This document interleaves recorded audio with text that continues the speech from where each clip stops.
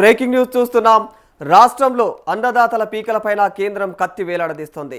సాగునీరు, విద్యుత్ సమృద్ధిగా ఉండటంతో వరి సాగు గణనీయంగా పెరుగుతోంది. మరి వరిపైన రైతులు ఏదైతే మల్లుతా ఉన్నారో ఇప్పుడిప్పుడే దీనికి ప్రభుత్వం కూడా అండగా ఉంటుంది. మరి కొనుగోలు కేంద్రాలు ఏర్పాటు చేస్తూ ఉంది. ఇటు రేషన్ కార్డుల ద్వారా కూడా సన్నబియ్యం పంపిణీ చేస్తూ ఉంది. ఇలాంటి సమయంలో కేంద్రం రైతులకు షాక్ ఇచ్చే వార్త చెప్పింది. మరి వరి సాగుపైన నియంత్రణ చేసేందుకైతే మార్గదర్శకాలు జారీ చేసింది. ప్రస్తుతం సాగుతున్నటువంటి వరి పంటలో ఈ సీజన్లో 10% అంటే 25 లక్షల ఎకరాల్లో సాగు విస్తీర్ణం తగ్గించాలని చెప్పేసి రాష్ట్రం పైన టార్గెట్ పెట్టింది.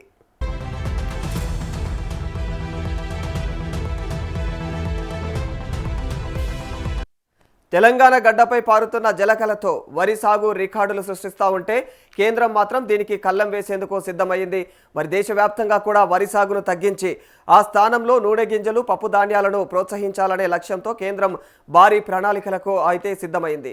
మరి రాబోయే 5 ఏళ్లలో దేశవ్యాప్తంగా కూడా 2.5 కోట్ల ఎకరాల్లో అయితే వరి సాగును తగ్గించాలని చెప్పేసి నిర్ణయించగా మరి అందులో ఏకంగా 10% అంటే 25 లక్షల ఎకరాలు ఇక ఏదైతే బాధ్యతను ఒక్క తెలంగాణకే అప్పగించడం రాష్ట్ర వ్యవసాయ రంగంలో కలకలం రేపుతుంది.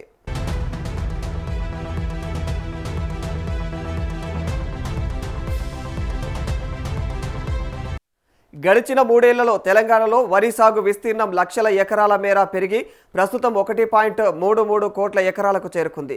ఏటా సుమారుగా 3 కోట్ల మెట్రిక్ టన్నుల ధాన్యం దిగుబడి వస్తోంది. మరి యాంత్రీకరణ పెరగడం, ఇక ఊరూరా కూడా కొనుగోలు కేంద్రాలు ఉండటంతో పాటుగా కూడా ఇక రేవంత్ ప్రభుత్వం ప్రకటించినటువంటి క్వింటాలకు 500 రూపాయల బోనస్ పథకం రైతులకు వరిపైన మరింత మక్కువను పెంచింది.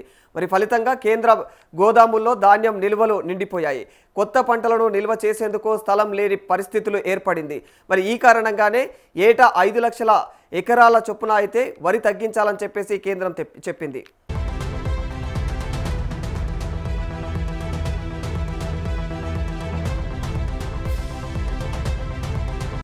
రాష్ట్రంలో ఒకవైపు వరి నిల్వలు పేరుకుపోతూ ఉంటే మరోవైపు పప్పు ధాన్యాలు, నూనె గింజలు, కూరగాయల కొరత తీవ్రంగా వేధిస్తూ ఉంది. ఇక మన అవసరాలకు సరిపడా ఇవి ఇక్కడ ఉత్పత్తి కాకపోవడంతో మహారాష్ట్ర, కర్ణాటక వంటి పొరుగు రాష్ట్రాలపైన ఆధారపడాల్సి వస్తుంది. అందుకే వరిని తగ్గించి ఆ భూముల్లో ఆయిల్ పామ్, ఇక పప్పు ధాన్యాలు, ఇక వాణిజ్యం ఏదైతే ఉంటాయో ఇక వాణిజ్య పంటలు ఉంటాయో వాటిని వేయడం ద్వారా రాష్ట్రం స్వయం సమృద్ధి సాధిస్తుందని చెప్పేసి కేంద్రం సూచిస్తూ ఉంది.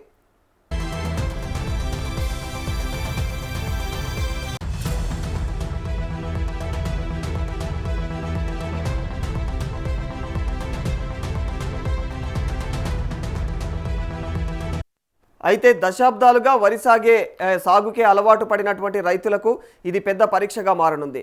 ఇక వరి పంటకు ఉన్నటువంటి మార్కెటింగ్ సౌకర్యం, నీటి లభ్యత ఇతర పంటలకు ఉంటుందా అన్నది రైతుల ప్రధాన సందేహంగా మారిపోయింది. కేవలం ఆదేశాలతోనే వరి సాగు తగ్గదని, ప్రత్యామ్నాయ పంటలకైతే గ్యారంటీ ధరను ఖచ్చితంగా కొనుగోలు భరోసాను కల్పిస్తేనే ఈ యొక్క లక్ష్యం సాధ్యమవుతుందని చెప్పేసి వ్యవసాయ నిపుణులు విశ్లేషిస్తూ ఉన్నారు. మరి కేంద్రం నిర్దేశించినటువంటి ఈ భారీ టార్గెట్ను రాష్ట్ర ప్రభుత్వం ఎలా అమలు చేస్తుందనేది కూడా ఆసక్తికరంగా మారిపోయింది. వరి తగ్గించి ఇతర పంటల వైపు రైతులను మళ్లించడం వల్ల మార్కెట్లో సమతుల్యత వస్తుందని చెప్పేసి ప్రభుత్వం భావిస్తున్నప్పటికీ కూడా క్షేత్రస్థాయిలో రైతులను ఒప్పించడం అంత సులభం కాకపోవచ్చు. మరి ఏదేమైనా కూడా తెలంగాణ వ్యవసాయం ఇప్పుడు వరి నీడ నుంచి బయటకు వచ్చి వాణిజ్య బాట పట్టాల్సిన అనివార్య పరిస్థితులు ఏర్పడినాయి.